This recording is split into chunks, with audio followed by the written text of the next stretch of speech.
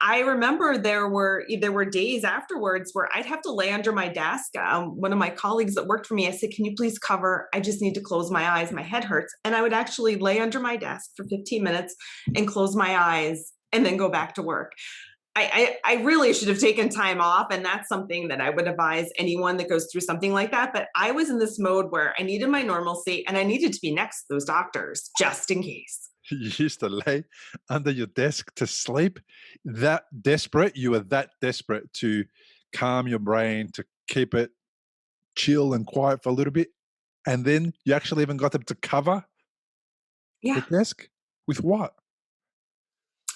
Oh, I didn't. Someone would cover for me while I was under my desk. Oh, Like if something came up, I didn't have a tent or anything, but yeah, someone would cover for me.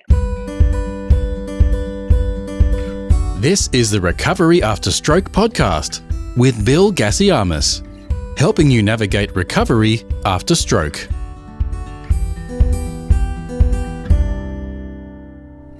Hello and welcome to Recovery After Stroke, a podcast full of answers, advice, and practical tools for stroke survivors to help you take back your life after a stroke and build a stronger future.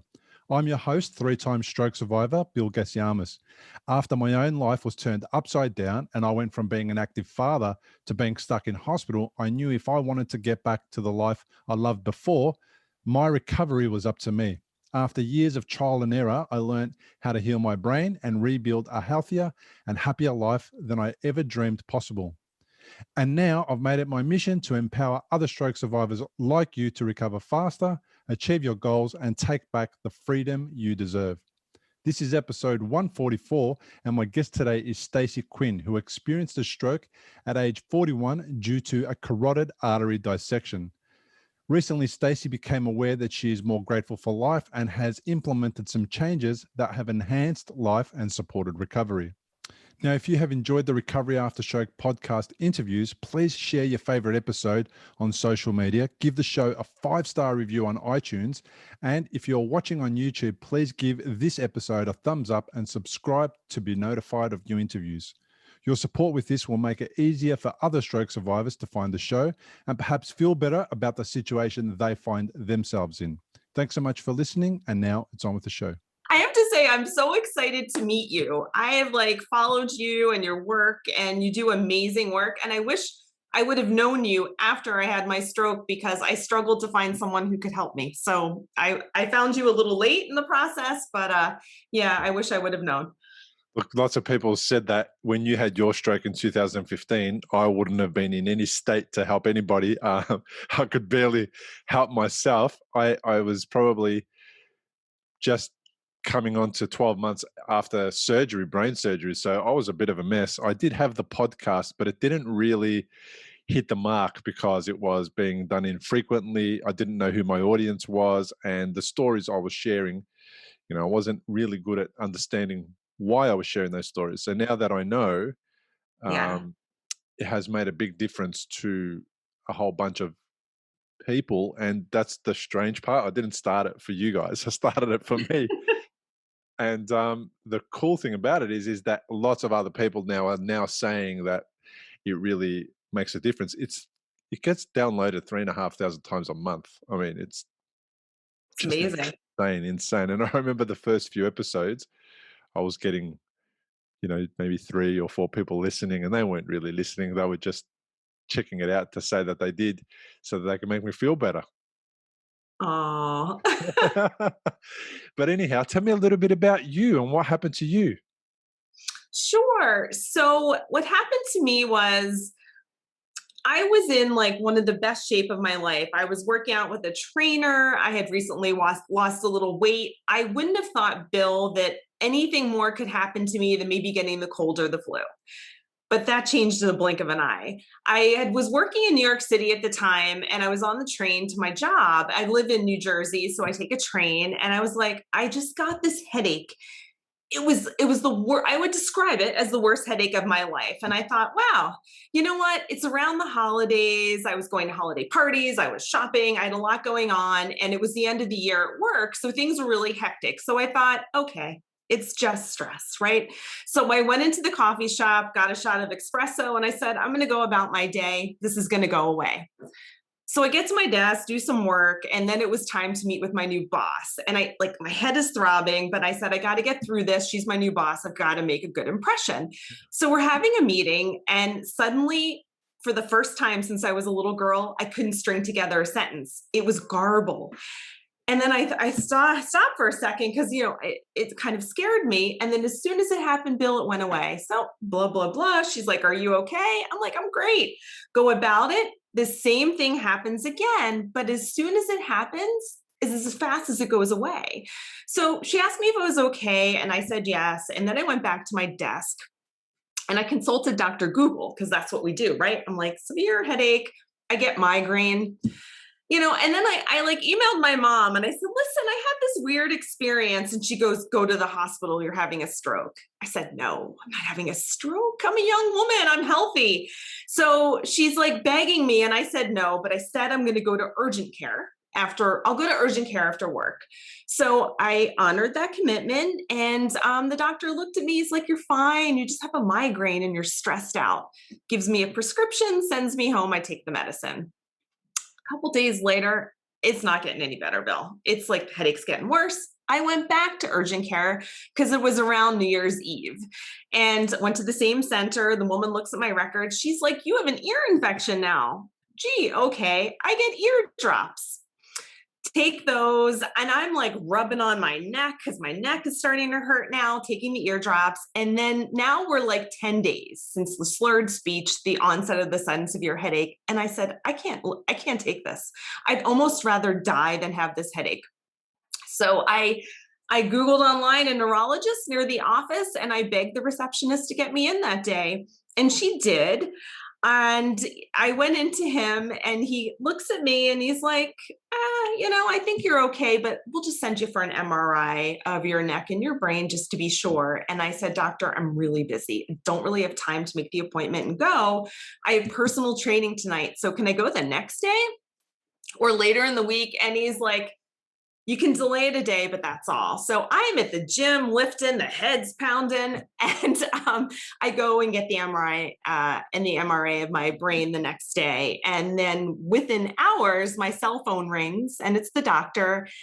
And I thought, Bill, this isn't good. I have an appointment with him later in the week. They found something. And I originally thought that I probably had a brain aneurysm or something. And he's like, where are you? I was like, why? He's like, you need to get to the hospital as soon as possible. And I said, I don't understand. He's like, you're going to have a catastrophic stroke. Get to the hospital. I start packing a bag. I don't know what I'm thinking. I'm thinking I might be there a while. I call my dad. I'm like, listen, I got to go to the hospital. And he said there was a team of people waiting for me. And they shuffled me back as soon as possible. And that's where I learned I had a carotid artery dissection. My blockage at the time was at 90%, and I was probably hours away from what would have been a stroke that left me extremely disabled or would have taken my life. You are one crazy girl. Oh my God, you sound like me. I did exactly what you did, kind of. Like I argued with the chiropractor who told me to go to the hospital because he said, whatever I am experiencing on my left side, he said, it's not your back. It's not anything like that. Go to the hospital. I argued with my wife who told me I looked funny. It was 7 days before I went to the hospital and finally saw somebody about it. And then they found a bleed on the brain. But what's interesting about you is you wanted to go to the hospital. You wanted to get a diagnosis. And then when you got the opportunity to go, you didn't want to be there because it was inconvenient. What the hell's going on in your mind? I don't know, Bill. I mean, I learned so much from this experience, right? Like I always say, you need to be the CEO of your own health. If something isn't right, you need to act on it. But I honestly just think that we don't believe something like that can happen to us and our mind goes a different way. And I really don't know why I was stupid. And I think after my episode and my stroke and everything, I was very angry with myself for not recognizing the symptoms of stroke, but no one really taught them to me. And when I Googled images of stroke were old guys. They were old guys. There was no sign that there was some young woman that this happens to. And then I learned through all of this that more women have strokes than men. And we're commonly misdiagnosed, but that wasn't anything I learned until it was almost too late, unfortunately. A female is at greater risk of dying from stroke than she is of breast cancer, and breast cancer is one of the worst, is one of the best known issues that women face, and we talk about it and we raise awareness. And there's in Australia, there's events every second minute, and it looks like they're getting all the money from everybody for everything. But yeah, strokes like that. It's one of the reasons why I became a stroke safe ambassador in 2013. After the first and second bleeds, and it was to just raise awareness, because again, I was 37. I had no idea what stroke was. And I only ever again pictured old people like my granddad type people who had a stroke, and we were all caught by surprise. The whole family was shocked that this was happening. What was it like for your family? Because there's 7 days or 10 days that you've done nothing about it, and then all of a sudden you're in hospital. What's the conversation you're having? What happens? I think everybody was just shocked. Like, this happened to Stacy that goes to the gym 5 weeks, Stacy that's a vegetarian. I mean, and I was adamant about my wellness checks, going to the doctor. I just think there was a lot of shock that it happened to me. And honestly, I don't know how some people knew how to react.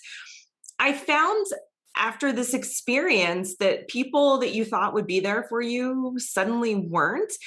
And I felt like some people avoided me, like I was a ticking time bomb in some ways. And then people that I hadn't talked to in years, some people came out of the woodwork. So that to me was really interesting. And what I found afterwards was, because I left the hospital and because I looked like the same Stacy before, granted, all of my scars were invisible and a lot of my symptoms were, you wouldn't know that I was exhausted. My head hurt for months after the fact. I was told I was likely that I could have another stroke within the first 90 days. So every time I went to bed, I thought, am I going to wake up? So I think that while I was having that, I think a lot of people in my life were like, oh, we're a little afraid of her right now. I mean, my family was great. They were supportive, but there were people that were like, I don't know, is this contagious? It was just some reactions really surprised me. It's common. And the thing, I had the same experience. The people that came out of the woodwork that saved me, and I'm not talking about the doctors and those guys, the next level of heroes, but the people who saved me emotionally were not people who I expected. They came from nowhere, people that I knew just every once in a while, and as a result we became really, really close. The people who kind of moved away, I feel, because they don't know how to act around somebody that is unwell, and they don't know how to make it about them, about the person who's unwell, instead of themselves. So when I had people turn up to the hospital that do the whole, oh my God, you had a stroke, but I stubbed my toe the other day. Oh my God, it was so bad, my toe this and my toe that. And it's like, hang on a second, it's not about you. This time it's about me. Shut up and don't talk. And those people were better off just turning up and giving me a hug and saying, here I am, and not feeling anxious or nervous or worried about what to say. Just tell me they love me and hug me, and that's it. So I was kind of glad that they kind of went away, because I didn't want them around anyway. They were just negative energy, or they were bad energy, and they didn't know they were being that way. They just were that way. So I kind of figured that what I'm feeling from them not being here is they're doing me a favor. Actually, they're giving me the best gift they can give me by not being around, because intuitively somehow they know that them being there is no good for me. So I went with it. Can you relate to that? Yeah, absolutely. And then, some of the people came back after, I was a bit better, and, that was fine too.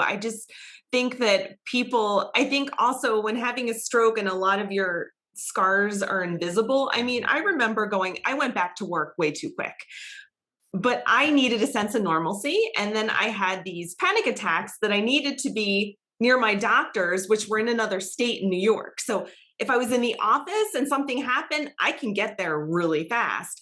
And I remember there were days afterwards where I'd have to lay under my desk. One of my colleagues that worked for me, I said, "Can you please cover? I just need to close my eyes. My head hurts." And I would actually lay under my desk for 15 minutes and close my eyes and then go back to work. I really should have taken time off. And that's something that I would advise anyone that goes through something like that. But I was in this mode where I needed my normalcy and I needed to be next to those doctors just in case. That's for the highlight reel, what you just said. You you used to lay under your desk to sleep. You were that desperate to calm your brain, to keep it chill and quiet for a little bit. And then you actually even got them to cover Yeah. the desk with what? If you've had a stroke and are in recovery, you'll know what a scary and confusing time it can be. You're likely to have a lot of questions going through your mind, like, how long will it take to recover? Will I actually recover? What things should I avoid in case I make matters worse? Doctors will explain things, but obviously because you've never had a stroke before, you probably don't know what questions to ask. If this is you may be missing out on doing things that could help speed up your recovery. If you're finding yourself in that situation, stop worrying and head to recoveryafterstroke.com, where you can download a guide that will help you. It's called 7 Questions to Ask Your Doctor About Your Stroke. These 7 questions are the ones Bill wished he'd asked when he was recovering from a stroke. They'll not only help you better understand your condition, they'll help you take a more active role in your recovery. Head to the website now, recoveryafterstroke.com, and download the guide. It's free.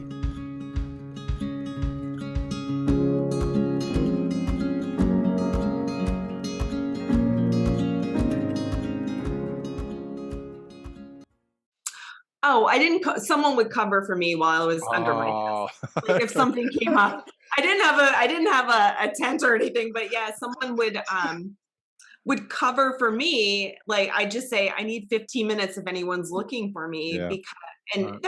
it was just crazy. But this is common, right? This is exactly what people don't understand. The fatigue, the overwhelm in the brain, even the bright lights from the fluorescent globes above your head.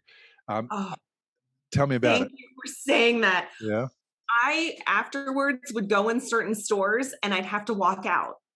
Because of the lighting, I would start to get my headache and then I'd get nauseous and I thought I was going to throw up. And I think people thought I was crazy. I would walk out of stores because of that exact reason. And it's all these little things that I don't think people realize that you're going through afterwards, like I went back to work, sleeping under my desk. I can't go into certain stores because of the lights. Having to manage stress because stress isn't good, not sleeping at night because am I going to wake up? Is this going to happen again?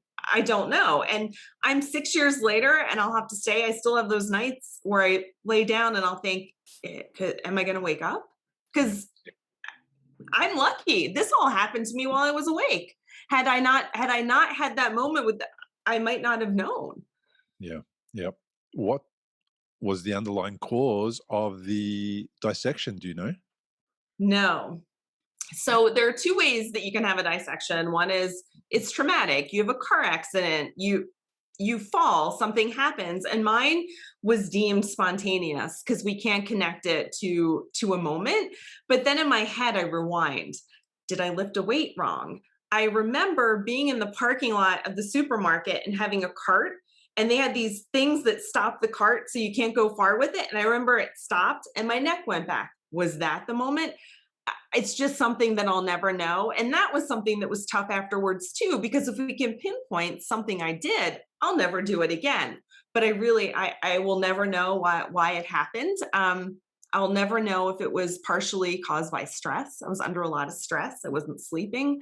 I go through my mind, it could be 100 things that caused it. I'll just never know. And maybe it was the wake up call. I needed to slow down because I was probably on a bad path.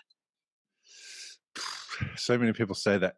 Look, the dissection, if it's most likely a trauma related dissection because, and the trauma doesn't have to be dramatic. Like it can be a minor trauma. Some people that I've spoken to will tell me it was the most minute thing that they did that caused it. Other people will say it was a car accident and it was whiplash. And there's a whole bunch of different reasons. So I reckon it was a trauma. You just may not have noticed it. And a trauma could be just a stretching in the wrong direction. It could be anything. And unfortunately, the artery decides that it can't hold or bind together. And that's what loosens it. Some people have a blood vessel disorder where they have, atherosclerosis very early on for another unknown reason. I'm not sure what the reasons are.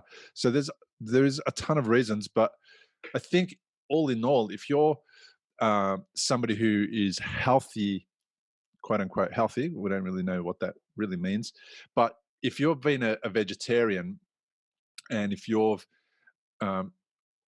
exercised and if you've paid attention to what you drink and whether you smoke and all that kind of stuff, you are unwittingly supporting your body and helping yourself to get to that point where if in the event that you have a life-threatening situation arise, you're in a better position to recover from it and recover from it well and maybe minimize the trouble. And even people who are, say, not vegetarian, but eat some protein, but go about life the way that you go about life, which is you do everything else and you eat a little bit of protein, but you refrain from, the McDonald's burgers every second day and all that kind of stuff, you're very likely to be very well balanced and in a really good shape to recover from that, right? So I think you're doing all the right things. You're exercising for all the right reasons, probably to look good, feel good, be healthy. And here you go. It paid off. This is a classic example why exercise is really important. And the rest of it is just randomness. That's kind of where I'm at. My blood vessel in my head burst. It was an arteriovenous malformation. It's kind of a malformed blood vessel. So it didn't need trauma to burst. It just needed time. And because it's a lot thinner and not fully formed, it just kind of wears out a little bit quicker and it popped, right? So I did the same thing that you did. I thought about all the stuff that I had done, and I did end up saying, I overworked, I used to smoke, I used to drink, not heavily drink, but I used to drink, but I used to smoke. I used to work too many hours. I never knew what it was like to go inward and meditate and calm myself down. I never had the signs from my GP that I had high blood pressure or cholesterol or any of that stuff. There was none of that, but there was this underlying cycle of me just burning candle at both ends and just not being right. And that's kind of one of the things I was able to do was go, okay, all right, time to reset. If I get through this drama, then I've got to make some serious changes in my life. And I went about doing those and putting that in place, right? So it sounds like you're on a similar path. Yeah, I think though, after everything happened to me, I was angry, Bill, because I did everything right. There really, when I look back, I did it all right for myself. And then this happens to me. And, I went from being able to I could plank for 30 minutes, I could do all this to being told you can go back to the gym, but you can go on the treadmill starting back at 5 minutes. Wait, I went from being at the perfect health to starting all over again when I had done everything right. So I will say that was something I battled afterwards. I was pissed off about that. Why me? I did it all right. But so how did it work out for you? Why me? If listen, I am very grateful. I've had a good outcome. I have some residual side effects. I have some things I can't do, but I am grateful that I had the outcome I have. I'm still here. Part of me thinks that it happened to me, one, as a sign is girl, you got to slow down. And two, I've been able to take my story and educate people. And I didn't want to do it at first, Bill. I was embarrassed a little bit, and I don't know why. I didn't want to admit that this happened to me. And I was also afraid, could it affect me getting a job down the road? That I'm like, I have a blemish on me. So I really didn't want to share my story or get into the stroke awareness area. But I went to an event that a friend dragged me to because I think she saw I was struggling, where there were other women stroke survivors, heart attack survivors. And I stood in a corner. I didn't want to talk to any of them, stood there. And then one by one, they started sharing their story and talking to me. And then it was kind of like my eye-opening moment. I shared my story, the tears are flowing. It was like the moment I started to heal. And I thought, you know what? I can do some good with this. And this is what I'm going to do. So I don't know if in some way, if it was, hey, this is going, you can help other people and do something with this, which I certainly hope through the work I've done over the past several years that I have been able to help people. Yeah, I think you have. So curiously though, I want to try and take you back in that time. Do you know when you're doing the why me and you're pissed off and you're angry, at that time when you're doing the why me, is that making it any better, or is it making your feelings worse? How is it impacting you when you're doing the self, the self, I don't know what's the word, like when you're feeling sorry for yourself, is that helping you or not? Does that make it worse? Is it harder to break out of that? What's going on in your head? Because I never really did the why me, so I don't get why people do it. And I'm not saying they should or shouldn't. I'm just don't get it. How does it play out? I think it was part of because no matter what, I changed as a person the moment that happened. I think it was part of my grieving process. I think I needed to go through the why me, blah, blah, blah. And to get to where I was today, I really think that was part of because kind of grieving the old me, because I am much different than the person I was before that. And I'm much happier with the person I am today, but I think that was part of my grieving process, and maybe a way, I don't know, some weird way of dealing with the stress. I mean, I was a mess. I tried a therapist, and the guy just kept going back to my childhood. I'm like, dude, I almost died. That's what I need to deal with right now. Past whatever, I need to deal. The fact is, I almost died, and why am I here? And I struggled with that, just trying to find the right person to talk to and help me. And actually, I ended up finding a personal coach who, I don't know what, he just ended up connecting with me and really helped me kind of process everything that had happened to me. Coaches are different. So counselors are really important. I went to see a counselor as well, but I've had coaches. I'm a coach as well. So coaches are different because they deal with helping you solve that little problem that you have right now. The one, how do I get over this? How do I get better or whatever? And it's supposedly focusing you on that task. And that sometimes is the trigger for people to then go back and deal with the emotional trauma that psychologists want you to deal with, which is really important as well. It's why I call stroke has 3 pillars to recovery. It has the physical, which gets the most work, and then it gets mental, gets some of the work, and then the emotional hardly ever gets any work done to it, right? So they're the 3 pillars of stroke recovery. And if you neglect one of them, well, your recovery is not going to be the fullest. So I think if you get the order right, you try it out one way and the order was wrong, but for you, it needed to start with right here, right now. I nearly died. How do I deal with the anger and get over that? You've done that. And then your counselor, say you go back to your counselor, can deal with some of that emotional stuff from the past, which is what I dealt with. And that made me create better relationships with the people that I wanted to heal my relationships with, mum and dad. Not that I had bad relationships with them. I just felt like if I croaked it, maybe I didn't say I love you enough, or maybe I didn't get over their shortfalls, or, and my brother and my kids and all that kind of stuff. So dealt with the coaching, dealt with psychology, and also then did the physical work just as part and parcel of the recovery from hospital. So that's why I think a lot of people get a lot of results with coaches, because coaches don't give a shit about your past much.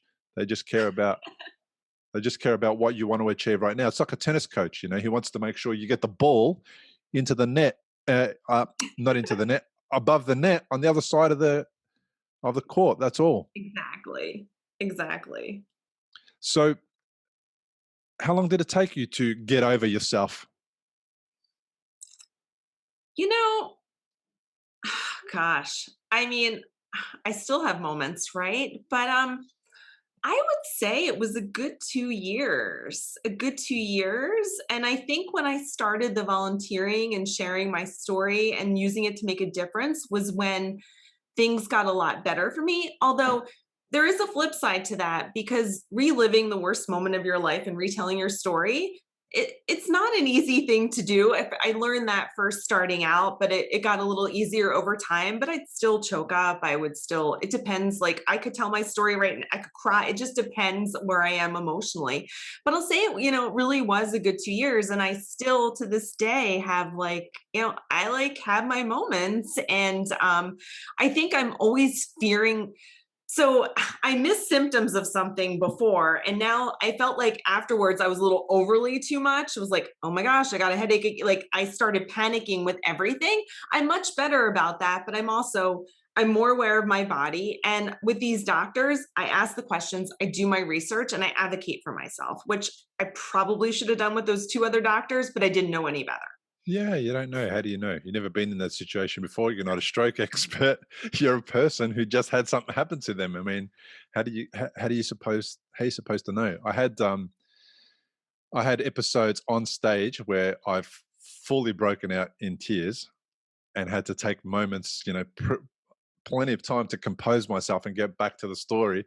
But you know what that does? That just makes the audience get sucked in for you even more. They just love you even more after that. Well, it keeps it real. It's my Yeah, real emotions. It's my story, and it's something that's very close to my heart that I share with people. yeah. And I'm the same. I've been, 9 years down this path, and I was I was at a party. I think I mentioned this on a previous podcast episode as well. I was at a party.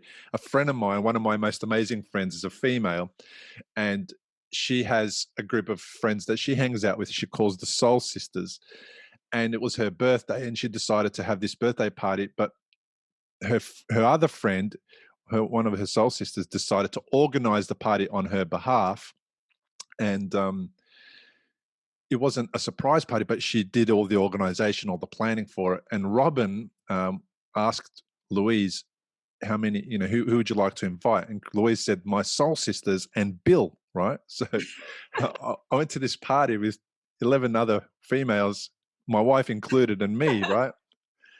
And it was a real strange place for me to find myself in. Normally, there's men and there's talk about the football and all this rubbish, Sure. but this is a really emotionally heavy party, and just from a loving, kind, girly kind of space, right? It was really cool. So I found myself in conversations with women who I've done plenty of times before, but this one particular lady came and sat next to me. She started asking me questions. I was crying for about an hour solid. I couldn't get a bloody word out. I was just in tears. I was whatever. But of course, I was in the perfect group of people because Yes. they don't care. Girls love it, and they were supportive and they were hugging and they were telling me all these things. And it was a really lovely way to just find, without knowing it, the perfect time to express myself and get another layer of trauma or something off my chest. Is that Yeah. how you feel it? Do you kind of feel it as these layers coming off? Yeah, it's somewhat therapeutic. I mean, I feel like, I can get through my story now pretty good without it, but it just depends where I am or if there are other people speaking about their stories and their survival. But yeah, there is something about that. And I was really lucky that I found this group of women who all have one thing in common. They survived these health crises. Yeah. And when I was talking with them and they were so brave in sharing, I'm like, what's my problem? Like they had, I'll say a lot of them had much worse stories. Being revived, actually dying and being brought back to life. And I'm like, what's my problem? It wasn't that bad compared to this. So yeah, definitely. Yeah, sometimes comparison's healthy, isn't it? How old were you? I was 41. Yeah. 41. It's too young. I hear, there's so many people, and then you hear children had strokes and they had AVM Oh, and all this stuff, and it's like everybody's too young. There's no such thing as, oh yeah, you're about the right age to have a stroke, or you're about the right age to nearly die. There's no such thing, is there? It doesn't matter how old you are.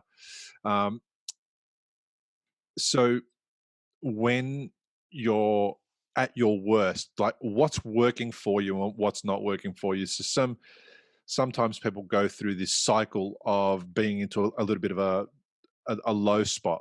What did you find, or reflecting back now, what do you notice wasn't working for you with regards to the way that you were trying to move forward? what wasn't working for me? Well, I think the one advice I'd give is, give yourself the time to heal. Jumping back to work was a big mistake. I had a stressful job, and adding to that was just not that much better. So I think that was something I really learned. Um, and I think you can't over expect too much from people. Like we discussed, people are going to react to you differently. And that's just their way. It doesn't mean that they don't care, but a lot of people just don't know what to do with that when something like that happens to you. So I think that's something really important. And I think, I think I put too much stress on myself to get back to where I was, not knowing that I never really will be back to where I was. Life is different. But I just think I kept putting pressure on, I can still do all of this. I'm going to do it. I just don't think, I just wanted normalcy, and it was never going to be the way normal was before. And I wish I would have known that and given myself more time to heal, more time to recover, rather than rushing back into the life that I used to have. Isn't it interesting? A lot of people do say to me, I just want to get back to life before the stroke. And it's like, dude, the life you had before the stroke led to a stroke. Yes. Yes. That's the last thing you want to get back to. You want to understand how you got there and tweak it so that you don't go back there again. That's what I would encourage you to do. And it's really strange when you hear that, but it is the first instinct. It's like, oh, actually, even me, it was like, oh, if I just go back there, everything would have been, because I hadn't had a stroke yet. I was still at work. I was still making money. I was still doing this. I was still doing that. But really, it was just that moment before everything turned bad.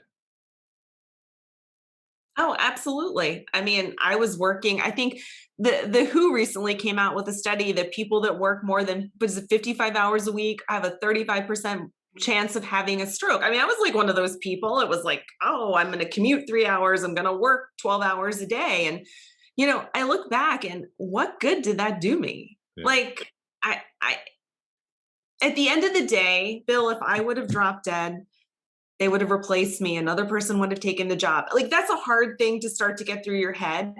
But I think there's a way to do a good job and work really hard without going to that extreme. Yeah. A friend of mine said that to me many, many years before my stroke, but he described it a little bit differently.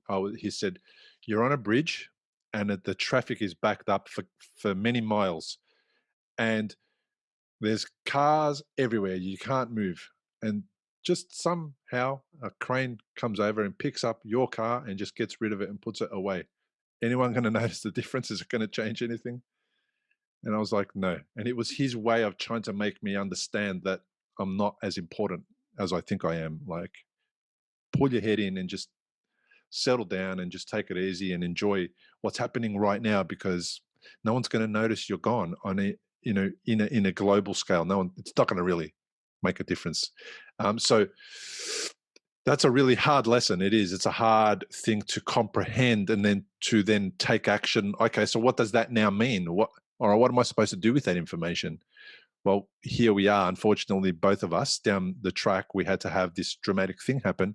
And now with that information, we're going, okay, now's the time to reflect and change some things and do something different. Now, what are some of the things that you changed? So I think, well, one, I'm extremely a more grateful person. Like, I don't think I appreciated half the stuff that I did before this happened to me. And that's unfortunate that it took almost dying to realize, wow, these things are really important. With work, I work extremely hard, but I'm not going to throw myself into the tailspin of like, it's constant. I won't do it because I somehow think that had something to do with my situation. So I have to kind of set boundaries, which is really hard for someone like me. I'm a type A personality. I want to do everything, but I just can't. And I have to realize that. I think I take more time for myself to rest. Before all of this, I wasn't sleeping that much, maybe 5 hours a night or so. Wow. I really take the time to rest, and I have to because my body now tells me when I'm not, because that my headaches will come back, and that's kind of my body saying, Stacy, you overdid it. You need to scale it back, and I will make sure that I take that time to scale it back because my body is definitely telling me that. What else? I mean, the volunteerism changed for me. Yep. I'm embarrassed to say I didn't give back to my community before all of this. I never thought about that. Like that wasn't, I'm working, I'm doing this. And I'll have to say the volunteer work that I've done and the people that I've met have been one of my greatest gifts in life. And it took this for me to get it, but I am so grateful for that. And that's been one of the bright spots of all of this. Yeah.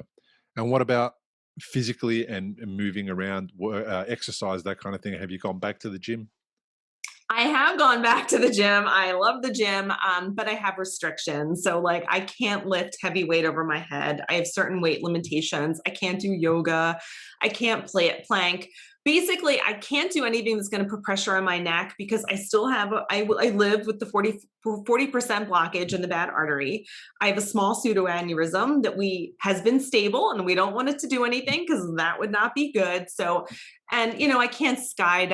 I can't go on a roller coaster, but honestly, that's stuff that I didn't really care about before. So I'm a little mad about some of the restrictions at the gym because I really like to go at it hardcore, but I will not, my doctors gave me the instructions and I follow them. Yeah. I love doctors giving instructions to type A personalities and then just seeing their brain just go. Exactly.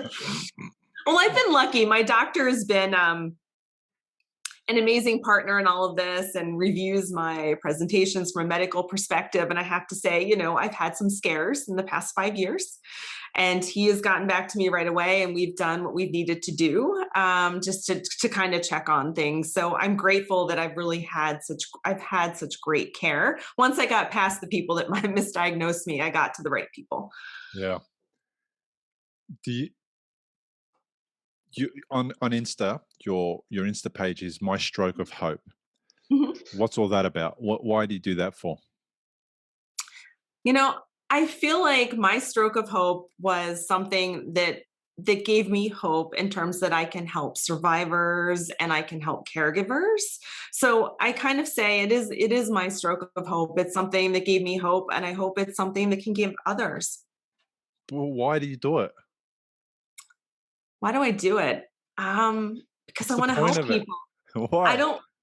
I don't want people to go through what I went through. I want them to recognize stroke symptoms right away. I mean, Bill, had I known, my blockage probably wouldn't have gotten a 90%. If I had gotten help right away, my artery probably would have healed. I wouldn't have gotten the pseudoaneurysm. And, I was moments away from what could have been either a life-changing or life-ending situation. So I don't want anyone to go through what I went through. And I've always said if I could help one person, it would all be worth it. And recently I was speaking at an event and someone heard me go over stroke symptoms. And a couple of days later, they got a phone call and they said, so-and-so sounds like they're drunk on the phone.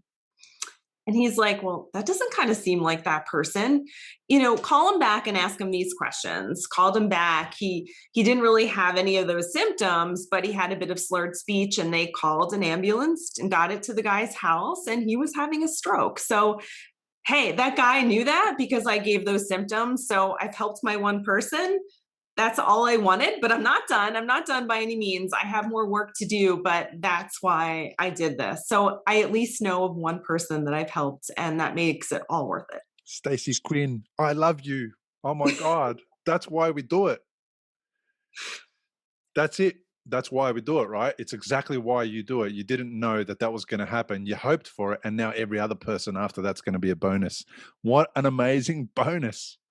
Yeah, I was like, when I heard the person tell me that, I started to cry, and I was like, you know, I'm gonna get emotional now, but that's why I've done all of this, and like I've spent my free time. I just wanted to know that I could help one person from going through something, and thankfully the guy's okay and is recovering, and that's made it all worth it.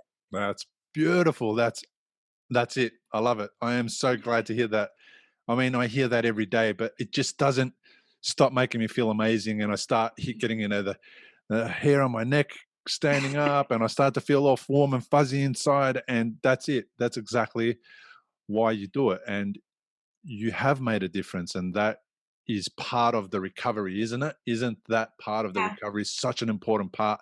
Who would have thought that Stacey Quinn, type A personality, worked 24 hours a day, 7 days a week, one day was going to make it about somebody else? Really? Yeah.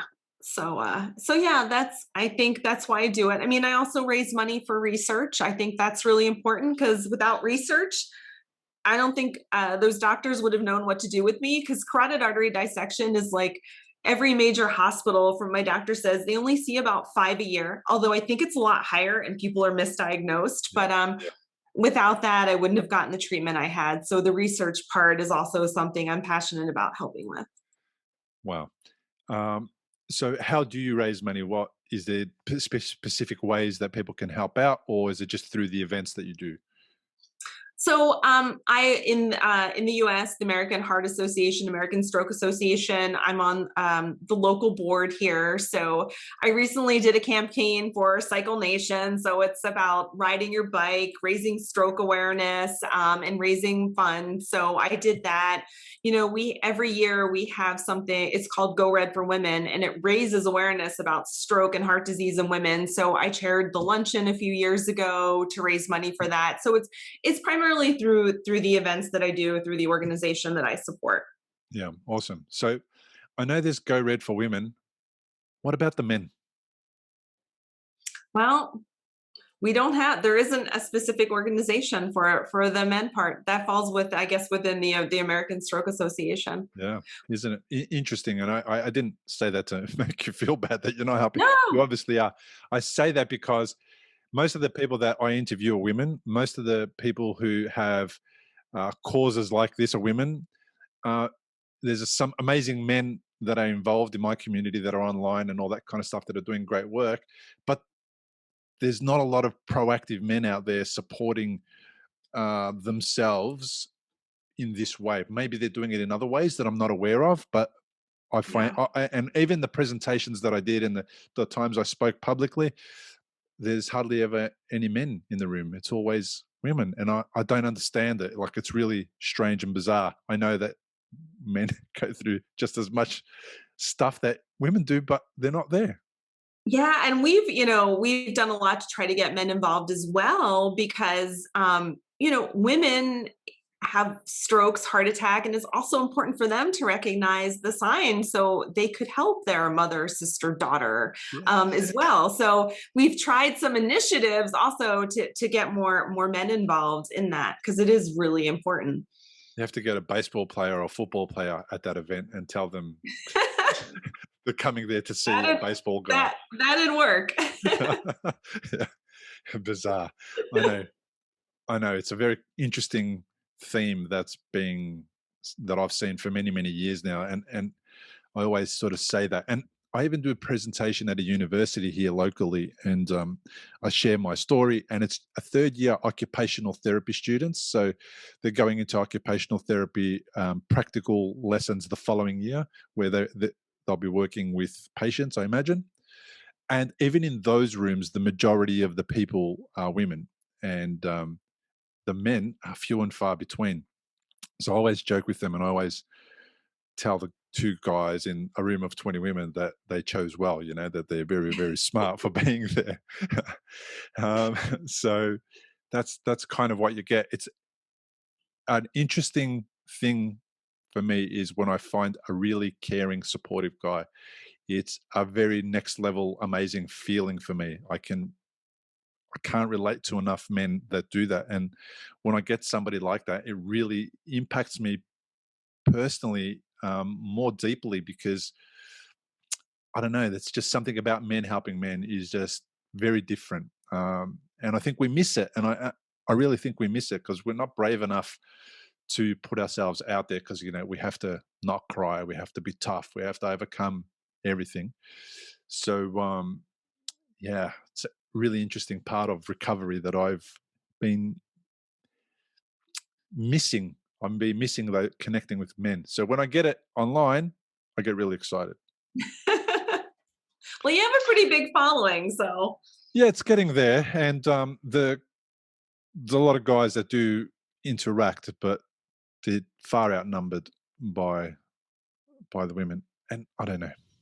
There are a lot of men's organizations doing good work, and they are breaking down some of those barriers. It's just really hard for me to understand what would make a man want to interact. Whereas with me, I just had to. I didn't think about it. I didn't worry about all the stuff I've got to pretend I'm not. I had to do this. Like, I just couldn't not. It was missing, and I needed it to help the healing. So what I'm saying this maybe because there are some men listening who haven't stepped up and haven't gone out of their way to seek help or to be part of a community, and maybe they're listening and they're going, all right, maybe Bill's giving me permission to, maybe I can do this now. Absolutely. Maybe I know you have a book you're working on. Maybe that, I don't know if that's part of it or something. Yeah, it's all part of it. The book that I'm thinking of is, yeah, I won't reveal the name of it at all, but yeah, it is about that. It's about actually breaking the barriers of all these supposed things that not only men, but that we're not supposed to do because society said we shouldn't do or whatever. And I think we get diverted away from the real way we need to go about our own lives by all the noise that happens around us, media, advertising, all the marketing things that are diverting us and telling us to go to work for 36 hours a day and all that type of thing. So I just want to bring it back to the bare basics, and that's what the book's going to be about. It's, guys, all you got to do is the basic stuff. And if you can get out of your head, really, and stop overthinking things and just go back to basics, you'll have a much more fulfilled life, much more amazing life. I complicated my life by doing this podcast, but for me, this was a back to basics step because I needed a community that I didn't have. And here, the only way to get it was to learn all these a million things about how to get a podcast live. And once I got it live, I found a community because in my neighborhood, there isn't an abundance of stroke survivors that want to go hang out at the local cafe or at the local pub. And here around the world, apparently they do. So that's why. It is amazing the people that I have a great person I connected with who had a carotid artery dissection in Israel, a woman in Ireland. Like, it's amazing the community that you develop through social media and the people that you connect with and how much you have in common with them, and they're miles and miles away. And I've met some really great people. Yeah. Have you met Clodagh Dunlop? I don't think so. So Clodagh was on my podcast as well. I'll tell you the episode number while we are chatting. I'll scroll through and find it. And Clodagh was a police officer. She was involved in a very minor collision. And in that collision, she experienced some whiplash and then a headache and then all the things that you've described. And what that collision created was it created a dissection. And when eventually she ended up in hospital and got treated, she woke up being locked in with locked-in syndrome. So she was able to basically just blink, use her eyes and blink, and that was the only way she could communicate. So I interviewed her for episode 38 way back at the beginning. And she's a really cool person because she talked about how she used to go into potential sites where maybe, the local terrorist group had set up bombs and that kind of stuff. She was working at that level. And then she says, and a little minor collision in a vehicle caused her to be Ugh. wiped out. So she's an amazing lady. She's great online. I'll share the link of her Instagram feed as well, and the link to the episode. It'll be in the show notes, but I'll send it to you personally. You're going to really connect with her. She's amazing. Thank you. I look forward to that. Yeah. And after being locked in and not being able to move or walk or any of that stuff, she eventually went back to work, and now she's back as a police officer. And I'm pretty sure she's a detective now, and she's Ah, going around doing amazing things. So really, oh, that's inspirational. Big yeah, that's it. That's why we do this, right? That's why we share our stories, to inspire others who are listening, that maybe as time passes and plenty of healing happens, you can get to the other side, right? Which is back to life some way, shape, or form. Absolutely. You just don't think it when you're in it at the time, but that's Yeah. exactly. It's hard, isn't it? You've been going through this now for what, 6 or 7 years. So Yeah. I imagine there was a real lot of low moments as well. What were the was there times when you had really difficult days? Do you thinking all the worst things you could possibly think? Yeah, I think so, especially in like the first, I'd say 6 months were just like, I had so many, I had so many symptoms that people like, you wouldn't even like realize. And I'm like, do I want to live like this? Like I did have moments where I thought, if this is life, I'm grateful to be here, but I'm not 100% sure that I can live with an ongoing headache. I can live with my neck pain. I'm dizzy. I'm nauseous. Like, is it ever going to go away? And it does. It gets better. But at first you're thinking, if this is the new norm, I don't want to be I don't want to do this. So I did have some moments like that where I was like, I'm not sure I want this. Yeah. What are you living with? Has it left you with some deficits, some things? I know sometimes you get tired and your body tells you when you need a rest, but is there other things that it's left you with? I think, really like the tiredness, and I still get the headaches. I've had trouble connecting. Like if you say right, I got to really think about it. If you say left, I got it. And I usually go the opposite, but I've been working out through my personal trainer and doing this stuff. I've gotten a lot better. And I had a breakthrough actually 2 Saturdays ago where he told me to do it. I didn't even think about it. It just happened. And I was like, oh my gosh, I got to pause and I really have to think hard about it. And I avoided taking group fitness classes because of that, because I was embarrassed. I couldn't do it.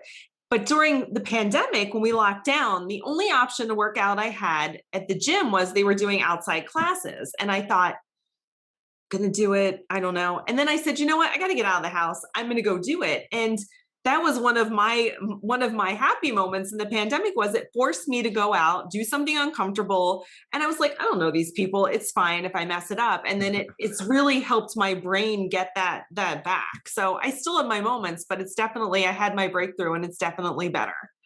Yeah, interesting, that thing. Where, and where. You tell me to write that down, one of those words, in the correct context. I have to think about it. And on another piece of paper, I have to write all the different wheres and try and understand which where to apply to the appropriate where. I mean, it's ridiculous, but it happens all the time. I've never been able to just write the correct where and know it's the right one. I struggle with it. It's crazy. I know, because like my left and right, you used to be quick with it. And then I'm like, wait. And then by the time I figure it out, the instructor's gone on to the other exercise. So, but it's definitely gotten better. And it was interesting. My eyesight afterwards was messed up because I had I guess a bunch of blood vessels were messed up, and I had to go to a ophthalmologist, and my blood vessels grew back and my eyesight got better. The human body is amazing though. I was like, because when I went back for the test, he's like, yeah, your eyes are pretty much repaired themselves. So again, being in good shape when something like that happens does benefit, because my body did repair a lot of the issues I had. What sort of work were you doing beforehand, and what are you doing now? So I worked in financial services for a global asset manager in communications group. I decided I really liked that job, but when I let myself recover, And then I took a step back and I said, I can't keep up this pace. This isn't going to be healthy for me in the long term. So I ended up going back to where I didn't have to commute an hour a day to finding a job a bit closer to home in healthcare. And that's where I've been. So I love that job, but I knew for my own well-being, it probably wasn't something I could keep up with for the long term. So that was also a hard part of something that I had to determine was like, I have to leave this job. I can't do an hour and 15-minute commute each way, work these hours and sustain my life. Yeah. Not enough downtime. No, not at all. So what do you love to do now for downtime? What do you do? Well, it's been a little hard in the past 14 months because of the pandemic. But I really love working out. Going to the gym is one of my favorite things to do. And I love shoes. I shoe shop. I have a very nice collection that I have not been able to wear in 14 months. Actually, I have red heels that I put on to do this just because I was like, I gotta wear them somewhere. Show me. Show me. Well, I took them off, actually. They're in the back, but I can show you. The girls, the ladies watching need to see them. Show us. All right, Pick them up. will show you. Show us the red shoes. Wow. They are impressive. Yeah, and I'm amazed. 14 months in a pandemic, I can still wear these. I can still rock them. So I was a little nervous, like, am I going to be able to wear them? So I can. So I love my shoes, and now that things are opening back up, I look forward to wearing them again. And then we talked about I spend a lot of my free time doing my volunteer work. Yeah. So are you addicted to shoes? Is that what it is? Is that an addiction? Well, I have 250 pairs, so yes. Okay. Yeah, that's fair. I was like, when they gave me the restrictions after my dissection, I was like, as long as you don't say I can't, if you say I can't shoe shop, it's over. But I can get away with not going on a roller coaster. Wow. I am sure there's going to be some people here going, I can relate to this woman. Oh my gosh. So which are your favorite? Is there a favorite? Can you have favorite shoes? I love all of them and all designers, but I love a good stiletto like this. I like some height. So yeah, and I love like red is one of my favorite colors. So do you ever throw shoes out? Is there a pair of shoes that you've worn down completely that eventually had to get thrown out? Well, during lockdown, when I cleaned out, I got rid of about 10 pair that I was like, and honestly, I didn't even know I had them. It's been so long. They were kind of dated. So yeah, I do clean out. Sounds like you clean out to make space for the next pair that you Yeah, things are opening. The shoe stores are open again. I got to get out there, Bill. Well, if that's your only vice, it sounds like it's your only vice. Wow, that's not too bad. Nah, it's fun. I enjoy it. I miss that because I've been working from home for the past 14 months. So I miss getting dressed up and going to work and seeing people. So hopefully we'll return to that soon. That's a really interesting part of recovery, I think, that you said, is that being out of the house, dressed up, feeling the air on your face, the sun and all that kind of stuff. Are you just as comfortable in your sweats or whatever comfy items of clothing that you wear as you are when you go out and about? Like, was that something that you needed to do that really helped you? Because I found that the more I spent time out, the more I put a bit of effort into shower and shave and put a nice clean shirt on instead of t-shirt and sweatpants, I felt better. And I know I looked in the mirror and kind of thought, okay, you're all right. We're doing all right. I did these things. Was that something that was important for you? Oh, absolutely. I mean, I'm someone that's known for like my dresses and my shoes and like I coordinate everything. So yeah, it just made me feel so much better to be. I mean, that's it's a bit of my personality. That's who I am, and I think getting dressed up and like that also gives you just so much. I don't know. I feel more confident when I know I feel comfortable and I look good. Yeah. Did you ever worry about your work potentially saying, we haven't got a position for you, there's no room for you here anymore now that you've had this thing happen to you? That's So the job that I had at the time, they were extremely supportive, I will say. Like they were very good to me. So there, no, but I was afraid about when I left getting another job, knowing that my social media talks about my stroke. Like I post stuff on LinkedIn about what I do. That's where I really hesitated when I got involved with the volunteerism. But then I said, you know what? This is who I am. And if you don't want me to work for you, then that's fine. Because you know what? I feel like I've done pretty well considering everything that I've been through. And I would hope that someone would look at that as a benefit to me working for them. So I eventually said, you know what? This is who I am. And if you don't like it, then don't hire me. Yeah, this is not my coaching stroke survivors, and the podcast is not my full-time gig yet. It's hopefully going to be one day, but um, I definitely have had people tell me that they've Google searched me because I have a property maintenance business as well. So that's been happening since 2005. So it's the way that I've made a living for all these years, and it's the job I was doing when I became really unwell. And my clients will search for me on Google to confirm, who is this guy? Is there any warrants out for his arrest? Why am I why am I bringing this guy into my house? So people have the power to Sure. do that now, right? And they find these things. So for some people, it's been the reason to have me at their house. And for some people who, when I've applied for jobs in the past where I was starting to get back on my feet, they definitely used it against me. They definitely used it as a way to convince themselves that maybe we need to go with somebody else. Now, they didn't say that to me, and I kind of understand, but now that I'm so public and there's so much of me online, there's no way that I can take it down. Like, it's there forever. And But you know what? And that's who you are. So yeah, if they don't like it, like then you wouldn't want to be part of a group like an organization like that. That's how I feel. yeah. So that's where it is at. So I do find that a few people that I've spoken to have struggled to get convince their bosses to allow them to come back to work in a different capacity and ease their way in. And one lady in particular, she was working in a hospital, and of all places where you would have thought that they would support somebody being unwell to get back to work, you would have thought a hospital would be the place, but apparently not. That's crazy. Yeah. So then she found another job in a similar role in another organization. I think it was another hospital, but the stigma, the challenges that we all face still are there. And the person Yeah. who rejected this young lady to go back to her own job, her old job, is going to be sick one day in the future, unfortunately.